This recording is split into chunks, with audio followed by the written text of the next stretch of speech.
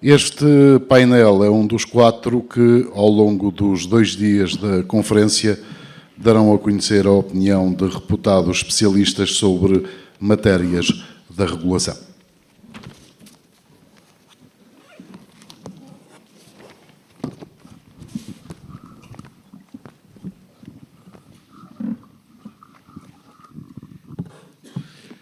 Muito boa tarde a todos, bom dia, boa tarde. Quero, em primeiro lugar, agradecer à doutora Ana Paula Vitorino o convite para estar aqui presente. É uma grande satisfação moderar um debate relativamente às entidades reguladoras portuguesas, que eu penso que têm sido essenciais para melhorar o nosso quadro económico, enfim, em que atuam depois os operadores privados e também públicos. Como, entretanto, já estamos com algum atraso relativamente ao nosso painel, não por responsabilidade nossa, mas vamos tentar fazer o melhor para cumprir o horário. E eu começaria, tendo em atenção os nossos oradores, eu começaria por dar a palavra à doutora Ana Lourenço. A doutora Ana Lourenço coordenou um estudo sobre o Estado regulador em Portugal, e eu pedia-lhe que nos desse as pistas fundamentais das conclusões a que chegou. Não, tem aí o seu. O meu não lhe dou. Tem toda a razão. Muito boa tarde a todos. Felicito as entidades reguladoras por terem tido esta iniciativa de se encontrarem neste primeiro encontro e agradeço o convite para estar aqui presente. Portanto, agradeço à Presidente da Autoridade da Mobilidade e dos Transportes, portanto, essa gentileza. Muito bem, o tema do painel atrapalhou-me, tenho que ser franca, atrapalhou-me ao início porque tratava dos direitos fundamentais no ADN das entidades reguladoras portuguesas e obrigou-me a estudar porque não revia o tema dos direitos fundamentais seguramente há uns 30 anos. E, portanto, é precisamente por aí que vou começar, porque quando falamos de direitos fundamentais, parece que todos partilhamos uma noção, mas muito brevemente são direitos fundamentais no sentido em que são um sistema de garantias jurídicas concretas que as pessoas têm relativamente ao Estado. E, portanto, dizem respeito ao relacionamento das pessoas, sobretudo pessoas individuais, mas também pessoas coletivas, no seu relacionamento com o Estado. E portanto, são vinculativos e são suscetíveis de serem sindicados na Justiça. E este é, assim, de uma forma muito breve,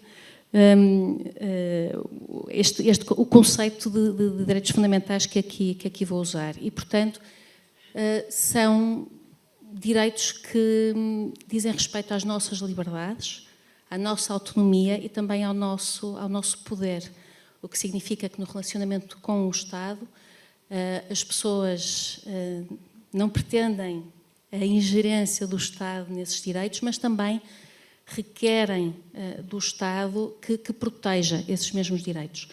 E aqui, relativamente às entidades reguladoras, há aliás uma expressão feliz do professor Melo Alexandrino que nos diz que elas são verdadeiras entidades de proteção dos direitos.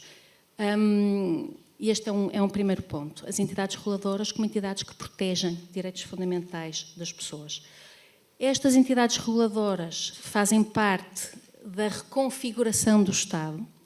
Chamo-lhe reconfiguração porque há competências das entidades reguladoras que anteriormente a este modelo do Estado regulador eram do Estado, eram de organismos do Estado, e é o Estado que lhes atribui então competências num conjunto de áreas que todos aqui conhecemos, e nessa medida, enquanto Estado, as entidades reguladoras têm um duplo papel relativamente aos direitos fundamentais.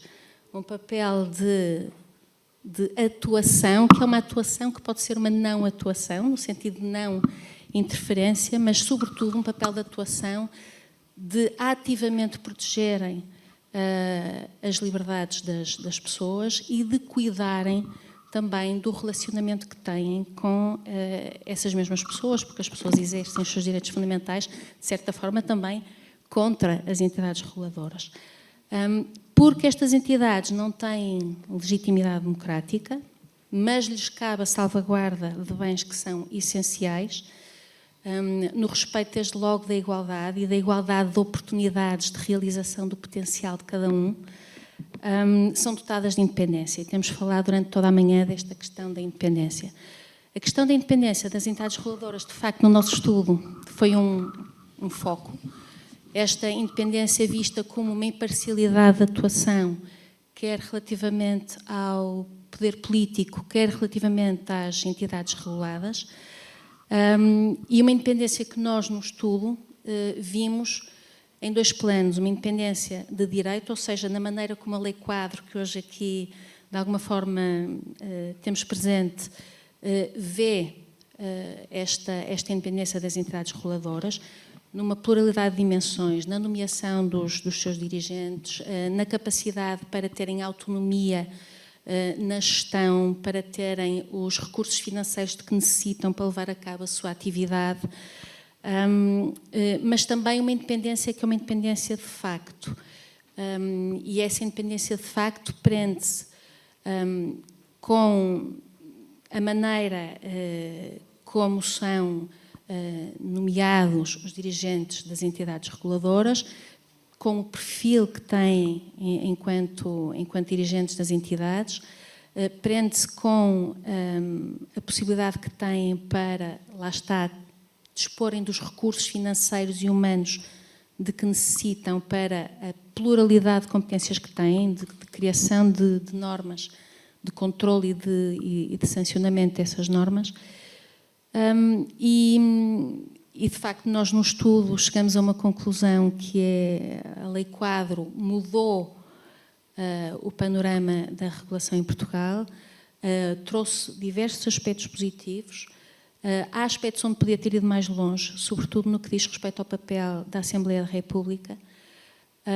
Na questão da independência de facto, ao contrário daquilo que era alguma da nossa intuição à partida, por exemplo, não notamos uma captura das entidades reguladoras pelas empresas reguladas, mas notamos, e há um sinal de preocupação que, aliás, no painel anterior foi tido, a questão dos meios financeiros de que as autoridades dispõem é um ponto central. Portanto, deixe-me dizer, quem olha de fora dá a ideia que há reguladores mais independentes do que outros. Eventualmente sim, se olharmos para os sinais ou os indicadores que nós usamos no nosso estudo, aparentemente, pelo menos em algumas das dimensões, mais independentes do que outros, por exemplo, no que diz respeito ao perfil das pessoas que são nomeadas para dirigirem essas entidades, mas para além disso, uma maneira de coartar sempre a atuação de alguém é não lhe atribuir os recursos que precisa para levar a cabo a sua atividade. As entidades reguladoras têm múltiplas dimensões de atuação e, se estão sujeitas, por exemplo, a cativações, não podem cumprir com o plano que apresentaram. E aqui há um ponto que é particularmente curioso, que é, não cumprem com o plano que apresentaram à Assembleia da República, mas, muitas vezes, não é do conhecimento da comunidade que não dispõem dos meios financeiros para o levarem a cabo e, portanto, suportam o odioso de não cumprirem com o plano. E, portanto, acho que este tema das cativações é, sem dúvida, um tema a ter presente. E depois, outras sugestões que poderei avançar mais à frente. Muito bem. Deixe-me colocar agora a doutora Teresa Anjinho, que pertence ao Organismo Europeu da Luta Antifraude, para questionar sobre o facto de, tendo nós, enfim, na União Europeia, um conjunto de reguladores, muitos deles inseridos precisamente já nas normativas europeias, mesmo assim não é por causa disso que não deixa de existir fraude e a necessidade de existirem organismos para combater essa fraude. É um falhanço dos reguladores ou é a própria natureza humana que leva necessariamente a este tipo de situações? Muito obrigada. Eu começo naturalmente por me dirigir a todos os presentes, agradecer a vossa atenção e agradecer também o convite que me foi dirigido para intervir neste congresso. Respondo imediatamente, não sem depois fazer aquilo que é a minha intervenção e reflexão sobre estes 10 anos da Lei Quadro, na perspectiva dos direitos fundamentais, que é muito interessante porque resgata funções que já desempenhei do passado e, em particular, a mais recente, a de Provedora Adjunta de Justiça.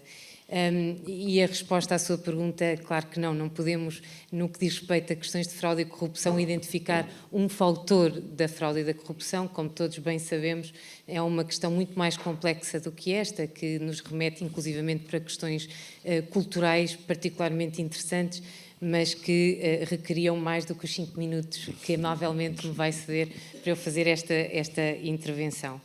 E dizia-vos eu que constitui de facto um desafio muito interessante. Gostei muito das intervenções anteriores, porque vão ao encontro da reflexão que também eu aqui vos quero trazer. Por uma questão de sistematização e de orientação do tempo, porque, como sabem, os juristas gostam muito de falar, digo desde já que me vou centrar naquilo que também é a minha experiência, em aspectos do mandato e da atuação das entidades reguladoras, pela ótica das reclamações e, naturalmente, dos direitos e interesses dos consumidores. E começo por uma contextualização que tem estado presente nas anteriores intervenções. Nós hoje vivemos no mundo pós-Covid, já o podemos dizer esta semana que estamos no mundo pós-Covid, e que tem, sem dúvida, uma missão prioritária de recuperação, colocando, pelos seus contornos, desafios muito interessantes ao papel do Estado em geral e, naturalmente, também às entidades reguladoras em particular. E a história tem-nos demonstrado como, efetivamente, as crises, independentemente da sua natureza, têm traços em comum e, nomeadamente, o facto de acarretarem, serem verdadeiros catalisadores de reformas. Exatamente porquê? Porque ampliam e revelam vulnerabilidades pré-existentes, que ficaram muito patentes até no aumentar do número de queixas que foram apresentadas no quadro do período Covid, particularmente no âmbito dos serviços públicos essenciais, que nós todos bem conseguimos reconhecer, nomeadamente, o respectivo fundamento. No caso da pandemia, de facto, para além de uma muito pesada herança económico-financeira, que sem dúvida vai marcar as políticas públicas dos próximos tempos, eu gostaria de aqui destacar um outro impacto menos perceptível, mais invisível, mas não menos relevante, que foi o impacto que teve ao nível das mentalidades. Ou seja, as pessoas passaram a ter maior consciência da sua vulnerabilidade e da sua dependência em comunidade. E digo isto porquê? Porque daqui decorre uma verdadeira redefinição de prioridades e de equilíbrios em sociedade. Também já aqui foi mencionado, ou seja, a valorização sem precedentes de outras áreas, como sejam as áreas sociais ou mesmo as áreas ambientais. E o facto de, com isto, também ter reflexo nas expectativas que o cidadão também tem em relação ao papel deste Estado garante, deste Estado regulador, no cumprimento de uma nova ordem. E todos nós aqui sabemos que hoje em dia é praticamente impossível falarmos de recuperação económica sem colocarmos ao lado a palavra sustentável. De facto, assistimos à introdução de novas linguagens e até pontes entre áreas de conhecimento que antigamente eram estanques e muito pouco comunicáveis. E para além disto, ou seja, da recentralização da pessoa, eu também acho que é fundamental perceber que este contexto de recuperação ocorre com 3 grandes desafios, ou a 3 níveis. O nível internacional, que vai um bocadinho a reboque da questão europeia. Ao nível internacional, vivemos uma globalização sem precedentes em muitas áreas. Ao nível tecnológico, temos a introdução, com a transição digital da tecnologia, nas mais diversas áreas do governo e da sociedade em geral, e, sem dúvida alguma, a questão política. Ou seja, tudo isto vai ocorrer num ambiente político que é, de facto, bastante fraturante e onde predomina uma desconfiança dos cidadãos em relação às instituições. E por isso eu não tenho dúvidas da boa hora deste encontro. Eu acho mesmo que é tempo de refletir e é tempo de preparar o futuro. Nós ouvimos falar a palavra confiança e ouvimos falar muito da palavra antecipação. Se utilizássemos uma espécie de guia de quais as palavras mais utilizadas, todos nós estamos coincidentes nestas matérias, para além da palavra cidadania e pessoa. Portanto, o que está a dizer é que os reguladores se precisam de adaptar aos novos tempos. Mas isso necessita que o poder político reconheça essa necessidade. Naturalmente que sim. De alguma forma, nós próprios também devemos participar através da reflexão que aqui estamos a fazer. Ou seja, eu não tenho quaisquer dúvidas em afirmar, principalmente com as questões tecnológicas, o desafio da inteligência artificial foi aqui referido, que as entidades reguladoras, pelo facto de regularem áreas bastante sensíveis, tendo em conta a sua natureza, já se falou aqui da importância de características como a independência, permita-me realçar características como a competência técnica e também política, que é importante reconhecer, sem dúvida alguma vão ter um papel fundamental no futuro. Noutros países já o estão a ter e já começam a ensaiar respostas, nomeadamente na questão tecnológica, levar-me-ia para outras áreas, nomeadamente no Reino Unido, percebendo que estes são tempos novos. Nós vivemos numa verdadeira sociedade de risco, uma sociedade que tem que admitir exatamente esse risco e que, onde tão importante quanto resolver os problemas que está subjacente às reclamações é antecipar esses mesmos problemas. E daí a centralidade das reclamações. As reclamações são, sem dúvida alguma, atos de confiança. São expressões de injustiça e atos de confiança. Qual é o melhor barómetro, então, para aferir este estado da arte, senão exatamente as reclamações?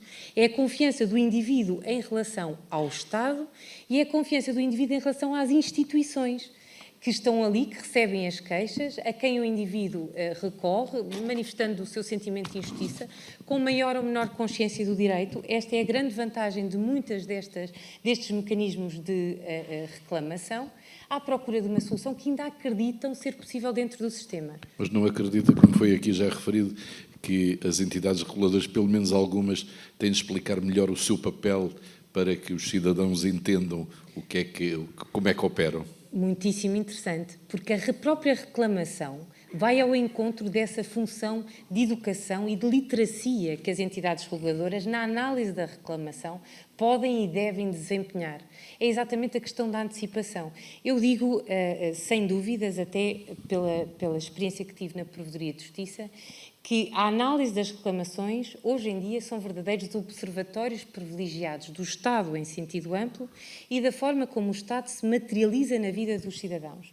E no mundo como o que nós estamos a viver, ou seja, de uma verdadeira sociedade de risco e de enorme imprevisibilidade, a possibilidade de antecipação dos riscos através de uma análise que seja mais sistemática e, se calhar, organizada ou densificada, mesmo juridicamente, das reclamações, eu creio que seria particularmente positivo. E, portanto, basicamente termino dizendo que eu acho que esta reflexão vem em boa hora. Acho que é particularmente importante. Considero que a lei-quadro e a existência de uma lei-quadro, não obstante posteriores reflexões, é importante. O estabelecimento de um quadro de princípios que seja comum às várias entidades reguladoras em determinadas áreas é essencial. É isso que está a ser feito, por exemplo, no Reino Unido para aplicar a inteligência artificial e ao papel que as entidades reguladoras podem e devem ter e que neste momento em Portugal já podem e devem desempenhar, nomeadamente no quadro da antecipação dos riscos e da literacia, sendo que, todavia, tudo isto provavelmente irá requerer eventuais alterações, provavelmente desbravar terrenos que ainda não foram percorridos, mas, enfim, faz parte da vida em sociedade e eu presumo que é uma exigência que se coloca a todas as pessoas que exercem funções de responsabilidade como esta. Muito obrigado, doutora Teresa. O doutor Miguel Prata Roque, enfim, dentro da combinação que houve antes de chegarmos aqui, colocou-nos alguns temas que gostaria de abordar, nomeadamente o conflito intrínseco da finalidade regulatória entre a defesa dos direitos fundamentais e a promoção da liberdade de iniciativa económica. E um segundo tema, enfim, são 4, falaremos de 2 agora, conflito entre entidades administrativas independentes, entidades cuja função principal visa a defesa dos direitos fundamentais e as entidades cuja função principal visa a defesa do funcionamento dos mercados económicos. Bom dia a todos. Isso dito assim, parece que os juristas são todos muito aborrecidos Não. e eu vou tentar não aborrecer a audiência com esta minha intervenção. Em primeiro lugar, agradecer obviamente ao convite para aqui estar e pedir desculpa. Bem sei que quando somos convidados não devemos ser mal educados relativamente a quem nos convida, mas eu começava por colocar em causa o título da vossa conferência, Primeiro Encontro das Entidades Reguladoras. Eu estaria mais confortável se estivesse aqui no primeiro encontro das entidades administrativas independentes e tentarei explicar porquê. Em primeiro lugar, eu acho que era também saudável nós tentarmos perceber qual foi a gênese da criação das entidades administrativas independentes e das entidades reguladoras. Na verdade, nos Estados Unidos da América, isso foi uma forma, as Federal Agencies, as agências norte-americanas, foram uma forma que o Congresso encontrou para limitar os poderes do Presidente. Aliás, nas últimas semanas tem-se discutido muito os poderes do Presidente, não do norte-americano, do português, e é interessante que nós também reflitamos um pouco este modelo norte-americano de limitação do poder do Presidente, conferindo poder executivo a agências independentes. Houve uma luta entre o Congresso norte-americano e o Presidente norte-americano. O sistema norte-americano é presidencialista e, portanto, como tínhamos um Congresso muito forte, isto foi uma forma de o Congresso limitar, então, o poder executivo. Isso já não acontece em Portugal, porque nós temos um Parlamento muito frágil. Ele foi, aliás, sempre bastante frágil. Não se pode dizer que a criação das entidades reguladoras ou das entidades administrativas independentes tenha decorrido de uma vontade política do Parlamento, mas, pelo contrário, ele é fruto de um processo de convergência europeia. Na verdade, foi o direito da União Europeia que nos impôs esse modelo em que nós temos um Estado estratega, um Estado que já não planifica, já não intervém na economia, mas, pelo contrário, limita-se a verificar se há concorrência leal, se a lei é obedecida, porque, vamos ser claros, uma coisa é dizer que existe liberdade de iniciativa económica. Outra coisa é garantir que existe efetiva liberdade de iniciativa económica, porque se os players partem um à frente, imagine que nós vamos fazer uma corrida de 400 metros, e há um player que parte 100 metros à frente dos outros, ou há um player que usa uns ténis XPTO que lhe permite correr mais do que os outros, obviamente que tem que haver formas de garantir que existe efetiva liberdade de iniciativa económica. No caso europeu também há outra característica, é que os governos nacionais têm-se demitido de exercer funções reguladoras que antes exerciam através das direções gerais de cada um dos ministérios, porque não querem estar sujeitos à crítica da opinião pública. E é mais fácil varrer para o tapete dos reguladores a tomada de decisões que às vezes são decisões desagradáveis, que do ponto de vista eleitoral não são compensatórias e, portanto, muitas das vezes há também um interesse da parte dos órgãos executivos governamentais de, por força da lei, transferir essas mesmas atribuições para entidades administrativas independentes ou reguladoras. Porque é que eu vos tinha dito, nós tivemos a oportunidade de dialogar um pouco antes deste painel, porque é que vos tinha dito que acho que há de facto um conflito, em primeiro lugar, da própria finalidade regulatória. Porque as entidades administrativas independentes não têm apenas a função de regulação económica. Na minha perspectiva, isso é uma visão um pouco reducionista daquilo que deve fazer uma entidade administrativa independente. A entidade administrativa independente não se limita a regular um setor económico concreto, mas deve, para além do mais, também defender o interesse público. Ela é independente do governo, mas ela não é independente do povo, que visa precisamente a implementação desse interesse público e deve comprometer-se com a aplicação de políticas públicas. Deve fazê-lo sem interferência governamental. E depois, do ponto de vista do conflito entre as próprias entidades administrativas independentes, nós temos várias tipologias de entidades independentes. Por exemplo, temos entidades administrativas independentes cuja finalidade é maioritariamente a defesa dos direitos fundamentais. Estou-me a lembrar da entidade reguladora para a comunicação social, que aliás está expressamente prevista no artigo 39 da Constituição, desde a revisão constitucional de 1997. Estou-me a lembrar da Comissão Nacional de Proteção de Dados Pessoais. Estou-me a lembrar da CADA, a Comissão de Acesso aos Documentos Administrativos. Relativamente a estas entidades administrativas independentes, a principal finalidade é a proteção dos direitos fundamentais e não, maioritariamente, a regulação económica de sentido clássico ou ortodoxo.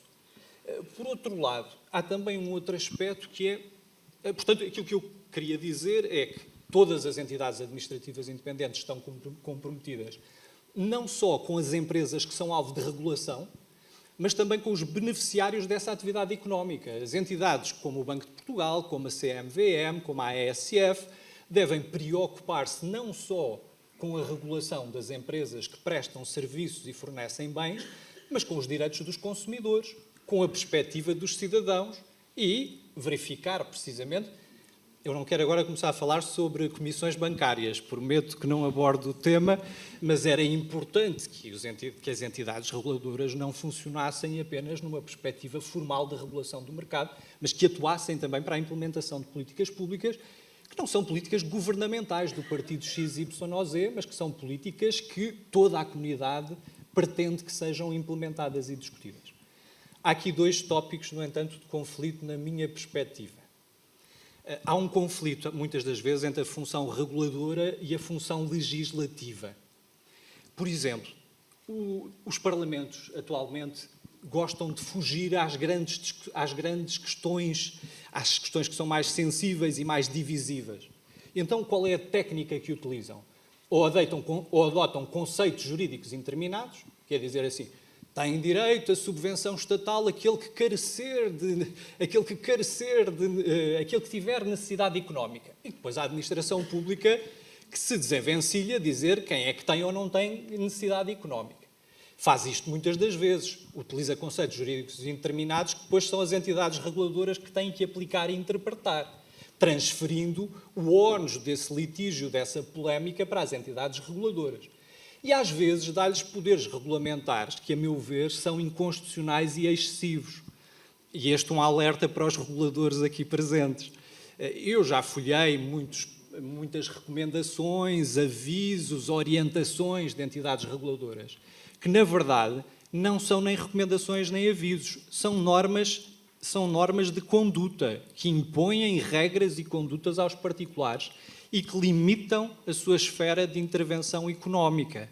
Ora, a Constituição é claríssima, e termino já, Nicolau, a Constituição é claríssima no artigo 18, número 3, dizendo que os direitos, liberdades e garantias só podem ser restringidos por lei expressa e não por regulamento administrativo. Ora, há muitas áreas de regulação económica em que os agentes económicos estão sujeitos a limitações à sua liberdade de iniciativa económica apenas por via de regulamentos das entidades reguladoras e não por via de lei, o que é flagrantemente inconstitucional. Depois também há um conflito entre a função regulatória e a função jurisdicional, porque cada vez mais o Estado, como não consegue resolver o excesso de dependência nos tribunais, atira para as entidades reguladoras essa função, criando, por exemplo, mecanismos de resolução alternativa de litígios. Estou a pensar, por exemplo, também, porque domino bem, uma vez que participei nos trabalhos preparatórios de preparação dos estatutos da ERC, a queixa para defesa de direitos, liberdades e garantias. Um senhor reformado que esteja em casa a ver um programa às 3 da manhã e acha que há algo ofensivo às 3 da manhã, pode apresentar uma queixa perante a entidade reguladora para a comunicação social, ao invés de aceder a um tribunal para defesa do seu suposto direito de liberdade e garantia. Isto é uma forma, mais uma vez, de desjurisdicionalização. E há aqui um aspecto também muito interessante, é que eu sou essencialmente especialista em direito administrativo e ensino aos meus alunos na faculdade que, e isto é uma coisa que faz impressão a toda a gente, às vezes até a juristas encartados, que é, mesmo que uma ordem seja ilegal, essa ordem tem que ser cumprida.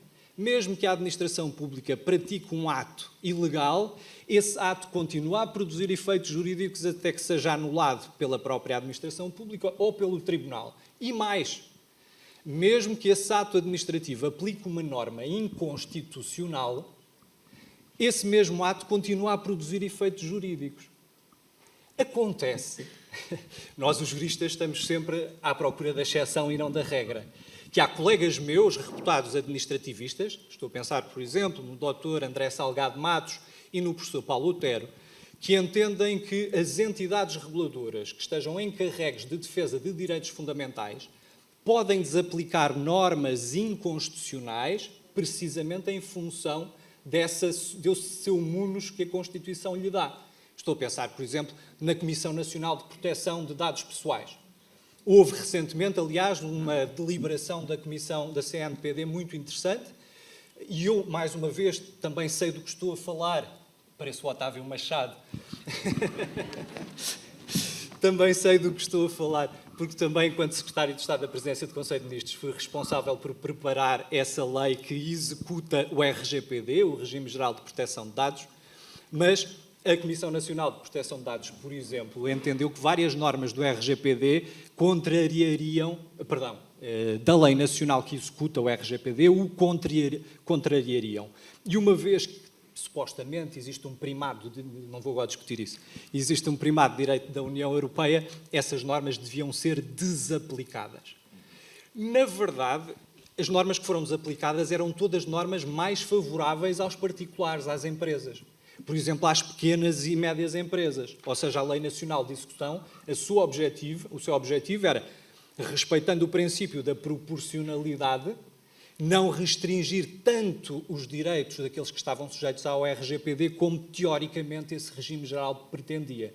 Mas a Comissão Nacional de Proteção de Dados, nesse caso, foi mais papista do que o Papa, ou mais eurocrata do que, eu não sei se está cá o representante da Comissão Nacional de Proteção de Dados, mas depois podemos discutir, ainda que a Joana, não vejo a Joana Urbano presente, mas de qualquer das formas, que já não é presidente da CNPD, bem sei. Mas, para terminar isto, aquilo que eu queria, portanto, demonstrar é, quando o Estado determina que há determinadas funções de regulação que são transferidas para entidades administrativas independentes do Governo, não está com isto a dizer que essa regulação tem que ser tecnocrata, profissionalizada e capturada pelos próprios regulados, que essa é também uma grande preocupação. Tem que haver uma margem de livre apreciação política e de discricionariedade administrativa nas mãos daqueles que são reguladores. Regular não é apenas verificar se critérios técnicos estão ou não estão a ser preenchidos. Há finalidades de interesse público como garantia da concorrência leal, garantia do acesso equitativo de todas as populações a determinados bens e serviços, respeito por valores de identidade nacional e de cultura nacional que têm que ser prosseguidos também pelas entidades reguladoras, incluindo aquelas que costumam ser vistas como muito neutrais. Portanto, esta era a minha primeira provocação. Muito bem. E eu, relativamente a essa da área cultural, falou também dos direitos culturais. Uma das questões interessantes que nós temos sempre na RTP é as pessoas que gostariam que a RTP transmitisse touradas e as pessoas que não gostariam que a RTP transmitisse touradas. E a ERC, neste caso, dá razão àqueles que acham que a RTP deveria transmitir touradas. E, portanto, isto é matéria sempre difícil de gestão. Felizmente que eu passo isso para o diretor de programação e ele é que decide. Portanto, faço exatamente como acabou de aconselhar, os governos passam para as entidades reguladoras.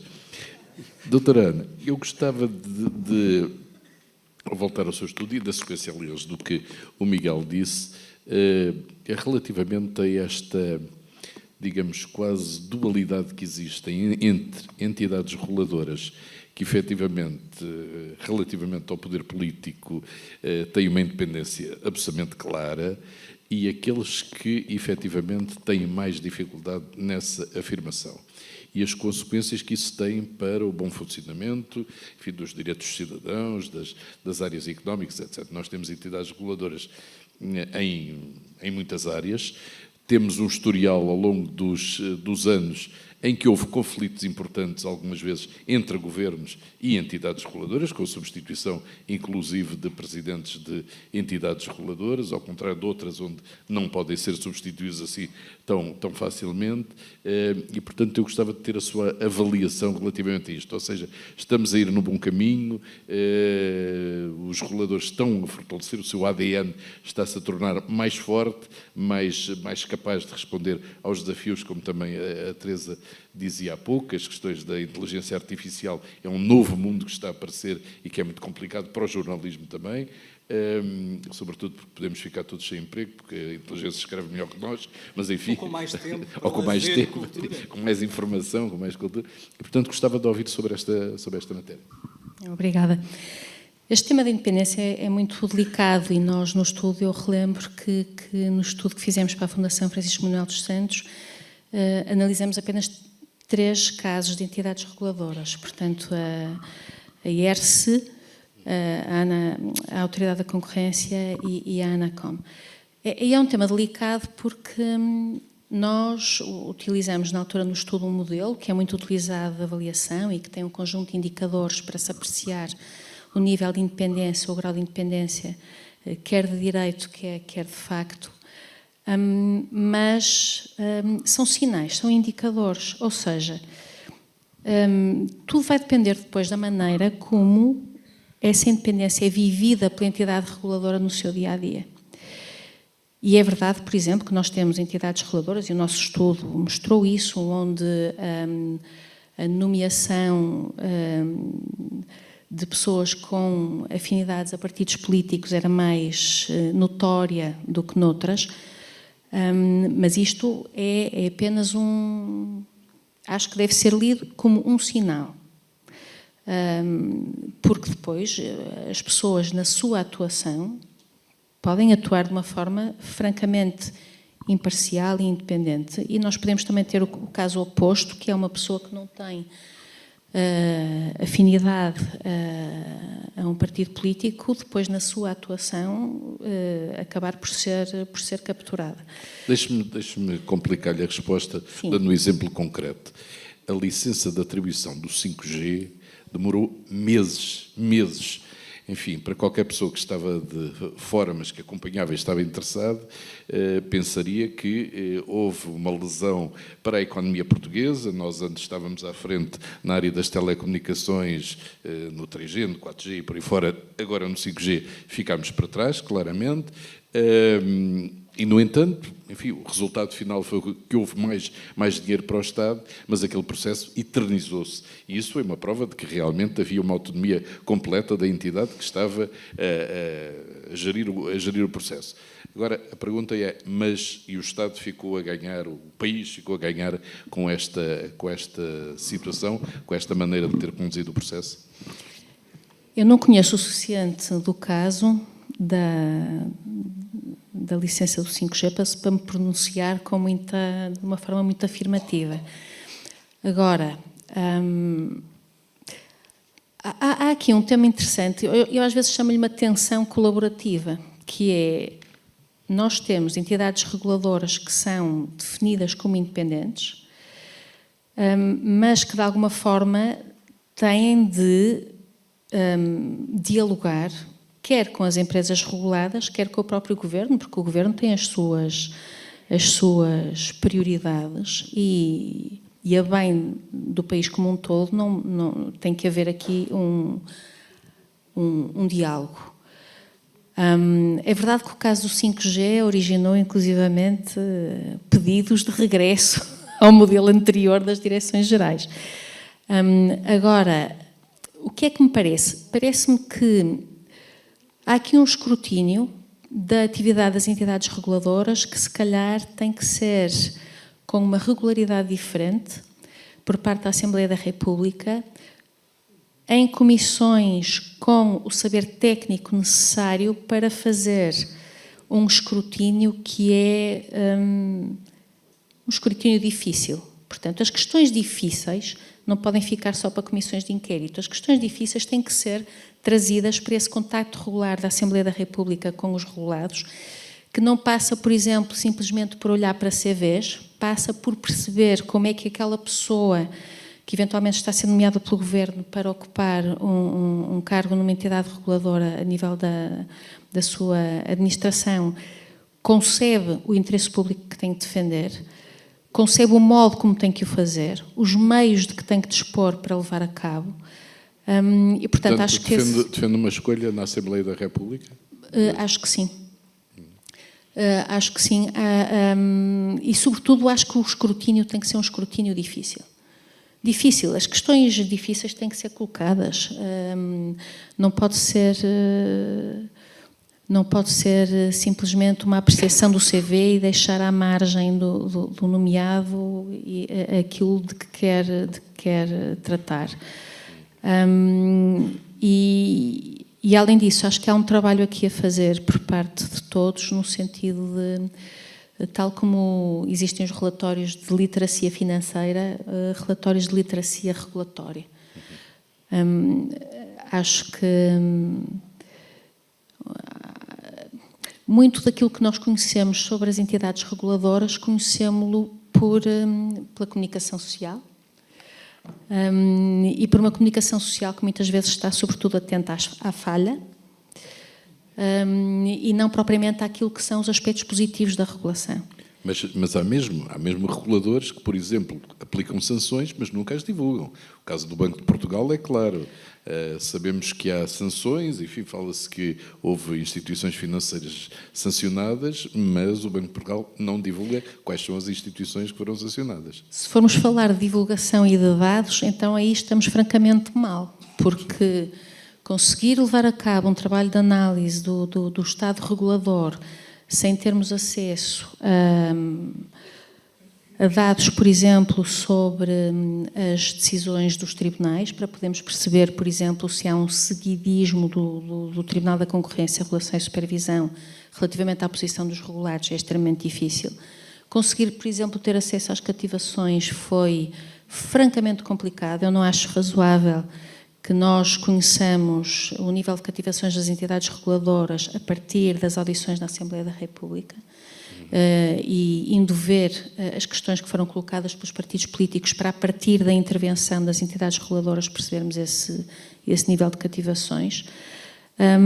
E, portanto, há aqui um conjunto de dados que, numa ótica de transparência do Estado, deveriam existir, e nós não. Eu quando falo nós académicos que estamos a olhar para este fenómeno numa ótica externa e a procurar estudá-lo, e que temos esta dificuldade.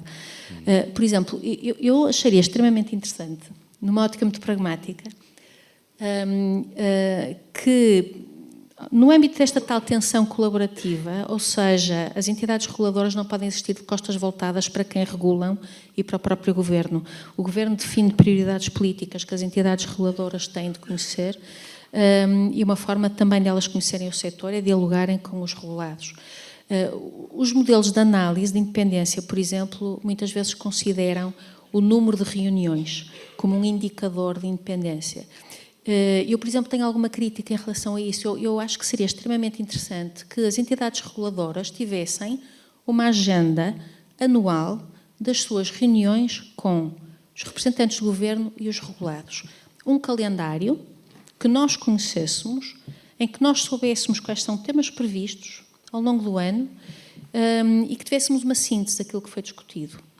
Isso existe noutros países, era interessante que existisse aqui, obviaria algumas críticas de influências indevidas que são tidas, digamos assim, em contexto social informal, porque conheceríamos esse calendário. Acho que isso poderia ser um caminho interessante. Deixe-me perguntar à doutora Teresa, enquanto o doutor Miguel termina o livro que está a escrever relativamente a estas questões, para dizer se a Teresa concorda com estes reparos relativamente ao ADN das entidades reguladoras, estas questões que foram aqui levantadas pela Ana. Muito obrigada. Eu acho que, mais do que reparos, são de facto importantes pontos de reflexão. Concordo inteiramente, até porque há pouco disse, e vou voltar a repetir, a questão da independência é muitíssimo importante, porque tem subjacente o pilar da confiança e portanto, por vezes estes modelos, mais ou menos a mesma lógica da questão das certificações. É uma espécie de um whitewashing no início que depois acaba por se afastar e deixa de cumprir aquilo que é a sua missão prioritária, que é exatamente garantir a qualidade, a independência e o escrutínio que é necessário que todas estas entidades reguladoras possam desempenhar. E não creio, aliás, que as entidades reguladoras tenham nada contra. Na verdade, este encontro é exatamente uma indicação disso mesmo. Por vezes estes modelos de checkbox e mesmo de indicadores que existem, também a mim me geram algumas dúvidas, principalmente porque depois tudo depende da atuação e da eficácia da atuação. Creio que é importante apostar, todavia, em maior transparência, nomeadamente num instrumento que as entidades reguladoras têm ao seu dispor, que é exatamente o seu relatório anual, não é? A prestação de contas. Isto são mecanismos de accountability em relação aos quais o cidadão em geral estará cada vez mais atento, e é uma forma de também perceber as consequências da sua própria atuação e do seu conhecimento. Ou seja, acaba até por funcionar como uma espécie de nudging comportamental. Portanto, eu, ao demonstrar à sociedade, a entidade reguladora, ao demonstrar à sociedade aquilo que, por exemplo, são as consequências das reclamações que são apresentadas pelo cidadão, de alguma forma também vai permitir que o cidadão perceba a sua posição construtiva no quadro do Estado, porque isto de falarmos do Estado como entidade abstrata é muito bonita, mas o Estado somos todos nós. Mas a sua doutora tem uma experiência que é específica. A Provedoria da Justiça efetivamente recebe muitas queixas dos cidadãos, sabe-se que houve queixas, sabe-se que há normalmente respostas, enfim, mesmo quando não é resolução do problema. Há outras entidades onde efetivamente a opacidade existe claramente. Eu não tenho o conhecimento tão abrangente ao nível de poder generalizar. Todavia, a realidade que eu acompanho e que tenho vindo a acompanhar permite-me dizer que acho que há aqui espaço para melhorar o sistema de reporte. Mas deixe-me dizer, há espaço para melhorar sempre em todas as instituições, também no próprio caso da Provedoria de Justiça. Isto porque nós vamos detectando ao longo do tempo aquilo que são as falhas do sistema ou as percepções de falha, que é tão importante quanto a verdadeira falha que existe no sistema. E, portanto, parece-me que, independentemente da experiência que eu tenho ser diferente, há uma lógica subjacente que se aplica a todos, que é exatamente a questão da transparência e do trabalhar a confiança do cidadão, confiança e essa que é fundamental para garantir, por sua vez, a qualidade do sistema e que está subjacente à própria reclamação, entendida não apenas como um ato de confiança, mas como um verdadeiro ato de cidadania. Ou seja, perceber que, quando bem analisada e quando bem enquadrada, pode contribuir efetivamente para a melhoria do sistema. A única questão que aqui se coloca e que merece também ser referida é que este ato, o fazer jus a este ato de confiança hoje em dia é muito difícil. Porquê? Porque nós não nos podemos esquecer que vivemos num modelo de Estado social que está ancorado nos pilares da solidariedade e da equidade, mas que vive diariamente contingências orçamentais, enormes disparidades e uma consciencialização dos direitos que não se faz acompanhar da desejável concretização, com as consequências negativas que todos nós temos vindo aqui a referir do ponto de vista de confiança. E, em segundo lugar, que é o tal fosso, não é, o das expectativas, entre as expectativas e a realidade. E, em segundo lugar, porque, de facto, estamos no domínio de direitos económicos e sociais que se inserem na chamada tormentosa reserva do possível, porque estão dependentes sempre de obrigações positivas do Estado. Por outro lado, há sempre que respeitar também a própria margem de decisão na afetação dos recursos. É muito visível, mais em certas áreas do que outras nos setores regulados, e, para além disso, são áreas de uma enorme discricionariedade técnica em certas questões e complexidade científica que torna, por vezes, difícil de acompanhar, nomeadamente até por parte da própria comunicação social, naquilo que é o intuito de informar o cidadão. E, portanto, são desafios concretos que se vivem diariamente em todas as entidades reguladoras e que merecem a específica atenção, tendo em conta exatamente aquilo que é depois o retorno desse investimento, que, como eu referi, é um investimento necessário. Há pouco falavam do modelo de gestão de informação, falávamos dos modelos de gestão de informação. Hoje em dia, a inteligência artificial coloca questões do ponto de vista das entidades reguladoras em relação ao mercado, mas permita-me olhar para uma outra perspectiva, que é a utilização da inteligência artificial a favor da própria entidade reguladora, exatamente na gestão de toda esta informação e na melhoria do reporte, que é exatamente aqui que eu queria chegar, ligando ao tema, porque poderá e em muito, e eu acredito que o vai fazer nos próximos tempos, não apenas atuar numa perspectiva reativa, mas também de prevenção, de transparência, onde as entidades reguladoras terão um papel qualificado de ponte entre o setor regulado e os cidadãos. Vou só acrescentar um aspecto a respeito desta inteligência artificial. Eu acho que uma das áreas que eu espero que possa ajudar, sinceramente, é na questão do modo como é comunicada a atividade dos reguladores, sobretudo aos mais novos. Há muitas decisões das entidades reguladoras que vão ter efeitos a longo prazo. E numa ótica quase de justiça intergeracional, é importante que as pessoas mais novas também conheçam aquilo que é a atividade reguladora e se calhar uma inteligência artificial que nos permita avançar do texto para uma linguagem, um tipo de comunicação que é mais visual e, portanto, e mais dinâmico, eu tenho uma esperança que possa ajudar nesse envolvimento dos mais novos e no seu conhecimento daquilo que é a atividade das entidades reguladoras. Acho que há aí um caminho a fazer no sentido de mudar o modo de comunicação, porque os relatórios de regulação são preciosos, têm muita informação, mas falando pela equipa que teve que os analisar para um período de 20 anos para as 3 entidades reguladoras, e pensando que alguns deles têm 230 e 300 páginas, acho que conto com a inteligência artificial para ajudar nessa comunicação de atividade. Portanto, no final do trabalho a equipe foi toda a passar férias às Caraíbas, de certeza, não? Doutora Teresa. Eu não resisto a acompanhar exatamente este repto e a dizer, com base em experiência, que a comunicação hoje em dia é fundamental. A informação é, na perspectiva do consumidor, um instrumento de proteção e de prevenção, e na perspectiva das entidades reguladoras, das empresas, é sem dúvida também um instrumento de eficiência.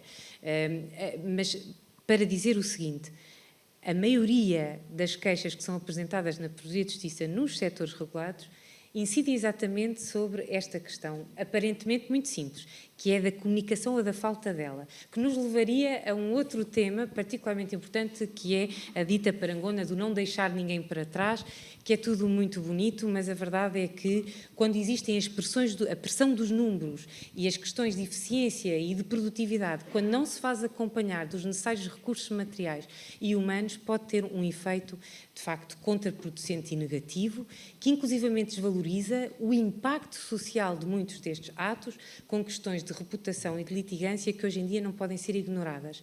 E depois, quem recebe estas queixas, e termino aqui, quem recebe estas queixas tem um papel, na verdade, muito ingrato.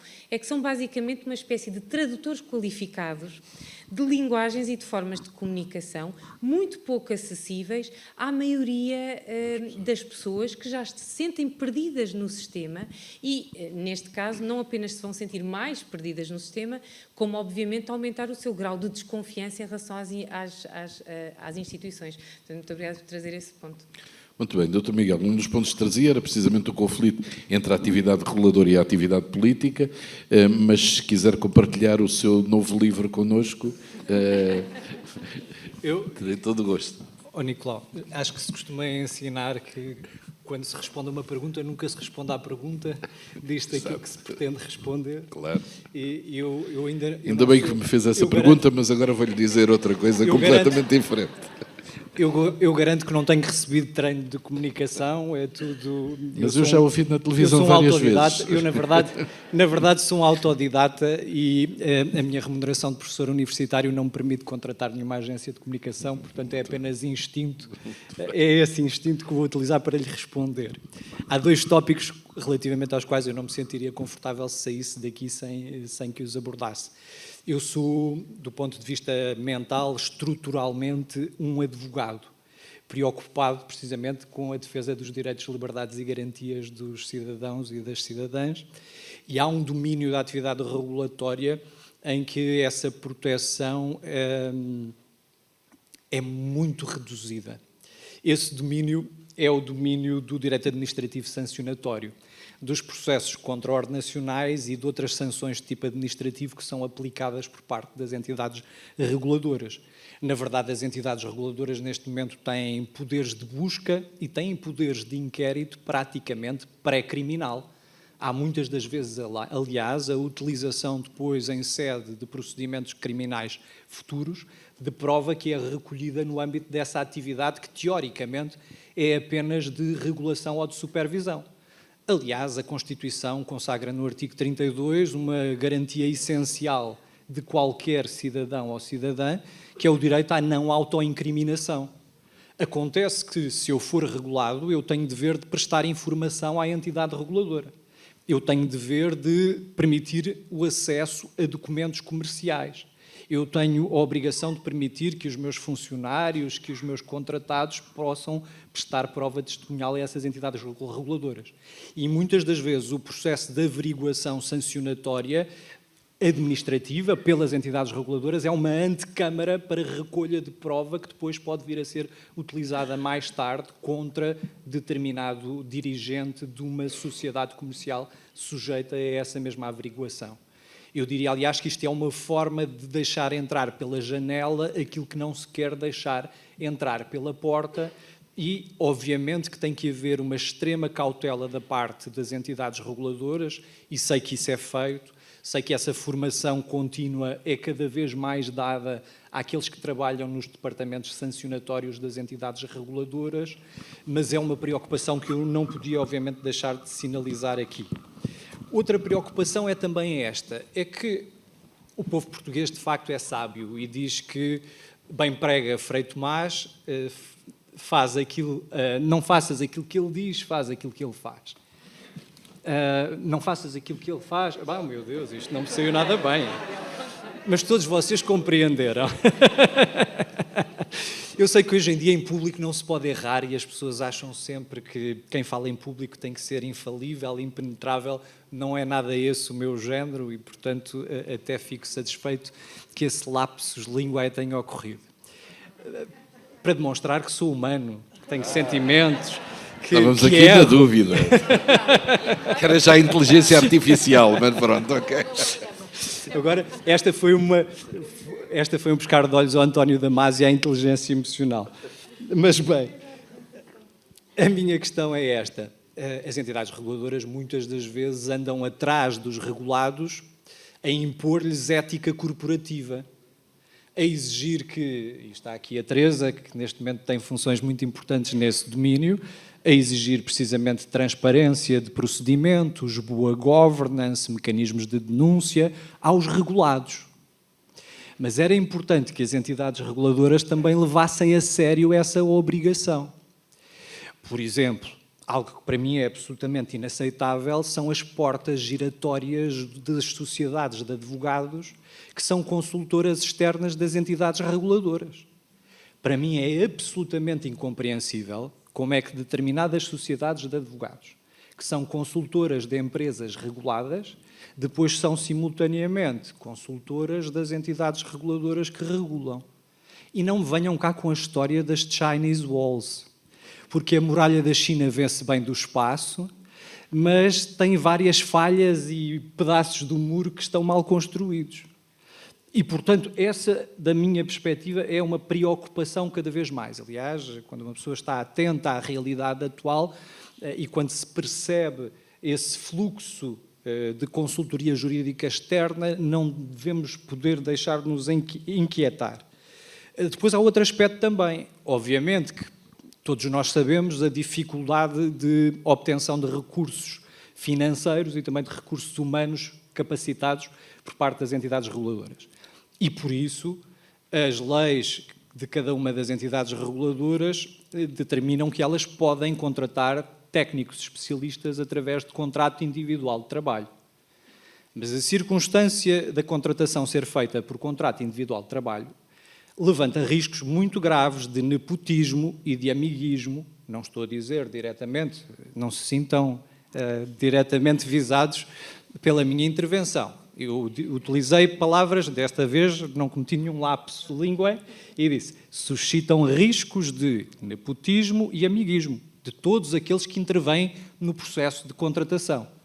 E era muito importante que houvesse também uma grande transparência relativamente à contratação de especialistas e, portanto, de trabalhadores dessas mesmas entidades.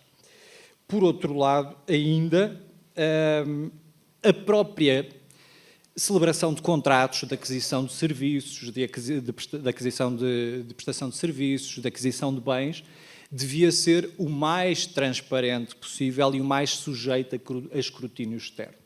Ou seja, eu acho que nós só estamos seguros que efetivamente as entidades reguladoras cumprem essa sua função. Essa função de defesa do interesse público, essa função, é porque a independência não se ajuiza. A Ana, e bem, há pouco estava a fazer referência à importância de que os próprios membros dos órgãos diretivos garantissem essa imparcialidade e independência das entidades, mas eu diria que essa independência, essa imparcialidade não se fica por aí. Fica-se por quem é responsável do procurement e contrata esta ou aquela empresa, fica-se pelo responsável dos departamentos de recursos humanos que recrutam este ou aquele, ou seja, é preciso de facto que a mulher de César... vamos lá ver se agora... Eu acho que vai correr bem. Eu acho que vai correr bem. É preciso que a mulher de César não seja apenas séria, mas também pareça séria. E com isto termino. Ok. Muito obrigado. Vamos cumprir o nosso horário. Quero agradecer, quero de novo, enfim, saudar este encontro das entidades reguladoras. E penso que foi uma sessão muito interessante e peço para os nossos excelentes oradores uma grande salva de palmas. Muito obrigado a todos.